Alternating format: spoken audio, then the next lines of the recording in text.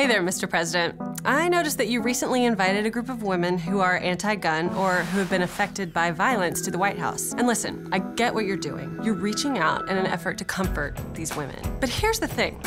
When you spend so much time focusing on women as victims, and the White House only honors those who've been affected by violence, you negate the amazing women out there who have made huge strides and become heroines through their use of firearms and their ability to exercise their Second Amendment rights. Countless women out there have displayed courage under extreme circumstances. Take, for example, Kimberly Munley, who was the first to fire at the Fort Hood terrorist. In the midst of a horrific and chaotic scene, she kept her wits about her and prevented Hassan from taking any more innocent life. What about the mom in Atlanta who hid with her children in the closet? And when that home invader came after her anyway, she defended herself and her kids with every bullet she had. She's shooting him. She's shooting him. She's shooting him. Okay. Shoot him again. Shoot him. Oh, no. And then there's Julie Golub.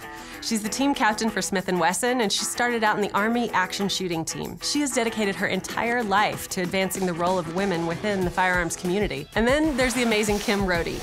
She broke a record in London at the Olympics by becoming the first American to take home 5 medals in 5 Olympiads, and she used her shotgun to do it. These heroines make our country proud, but instead of hearing about them, too many women only hear about the victims. What message are we sending to this generation of little girls? When you only highlight women as victims, when all we talk about is domestic abuse or kidnap or rape, you perpetuate that cycle of creating victims. Why doesn't everyone know Kim Rhode's name? She made our country incredibly proud, but I never saw her on the front page of the New York Times. So what are we telling young women? I can run Yahoo, but I can't own a firearm.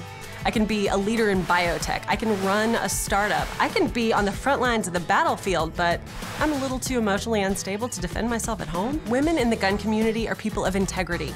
We're contributors to society, yet the media frames us as potentially crazy because we own guns. It makes absolutely no sense. We can do something about this culture of victimization, and we have to. Learning about firearms has transformed my life. Shooting gives me a new confidence and a respect for myself. So my message to the media and to politicians who would paint us as victims is this: when you refuse to highlight women who have found empowerment and independence through the Second Amendment, you only perpetuate our society's cycle of victimization, and we are not victims.